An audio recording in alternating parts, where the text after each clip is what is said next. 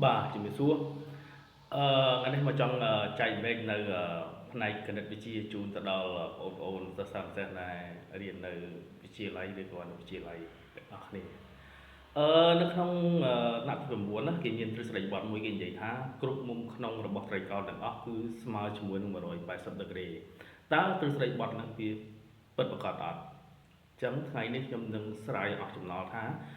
អឺ គ្រប់ផលបូកមុំក្នុងរបស់ត្រីកោណគឺស្មើនឹង180ដឺក្រេបាទសូមរីករាយទស្សនាដូចតទៅតោះឥឡូវយើងមើលការបកស្រាយទាំងអស់គ្នាអញ្ចឹងយើងមានត្រីកោណមួយមានត្រីកោណABC មួយដូចរូបអញ្ចឹងខ្ញុំនឹងបញ្ជាក់ថាផលបូកមុំក្នុងរបស់វាទី1ហ្នឹងគឺស្មើជាមួយនឹង180ដឺក្រេឥឡូវខ្ញុំតាំងដោយមុំ A នេះខ្ញុំតាំងមុំ B នេះខ្ញុំតាំងមុំ C អញ្ចឹងខ្ញុំនឹងប្រើលក្ខខណ្ឌបន្ទាប់ស្របឬក៏ទិសបត់ម្លេះដើម្បីរកឲ្យឃើញថាមុំផលបូកមុំក្នុងនោះស្មើ180ដឺក្រេឥឡូវយើងសាកបន្ទាត់មួយមកគឺបន្ទាត់ស្របជាមួយនឹង BC អញ្ចឹងខ្ញុំតាំងបន្ទាត់ហ្នឹងតាំង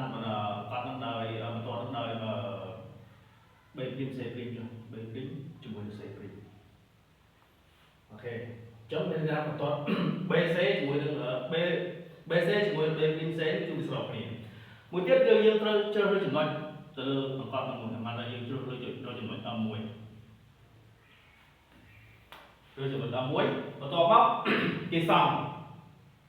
យើងរកគូបន្ទាត់មួយទៀតឲ្យស្របជាមួយនឹង AB បន្ទាត់មួយទៀតឲ្យស្របជាមួយនឹង AB មានន័យថាយើងគូបន្ទាត់ហ្នឹងឲ្យស្របជាមួយនឹង AB មកនេះ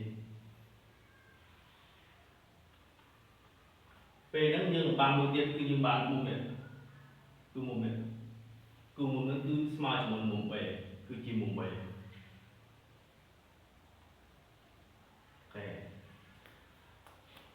មួយទៀតគឺយើងគូបន្ទាប់មួយទៀតស្របជាមួយនឹង AC គឺ AC ចឹងនេះថាយើងគូបន្ទាប់ស្របជាមួយនឹង AC មក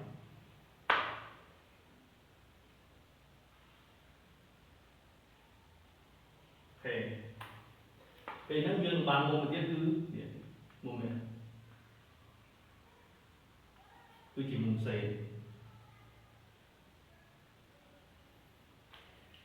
បន្ទាប់មកសង្ខល់ចុងក្រោយនេះគឺមុំ A នេះដែលមានដែលវាស្របជាមួយនឹងនេះស្របជាមួយនឹងអានេះយើងតាំងជាមួយនឹង N អញ្ចឹង NM អញ្ចឹងអានេះយើងតាំងជាមួយនឹង PM អញ្ចឹងទៅអញ្ចឹងយើងមើលគាត់នេះ AM ជាមួយនឹង AM មុំ AM ជាមួយនឹងមុំ PM នេះគឺវាស្មើជាមួយមុំ A នេះមុំ A នេះអញ្ចឹងយើងហេតុផលហ្នឹងហើយដែលយើងមើលថាមុំដែលគុំទាំង3ហ្នឹងគឺជាមុំអីគេគឺជាមុំរៀបអញ្ចឹងមុំរៀបអញ្ចឹងយើងរកមុំ A បូកជាមួយមុំ B ហ្នឹងបូកជាមួយមុំ C ស្មើនឹង180ដឺក្រេឬក៏ស្មើថាមុំរៀប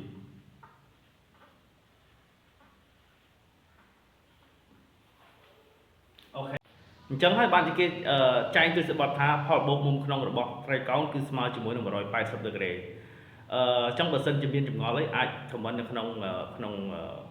ងវីដេអូនឹងបានខ្ញុំនឹងធ្វើការបកស្រាយអរគុណចំពោះការទស្សនាវីដេអូជម្រាបលា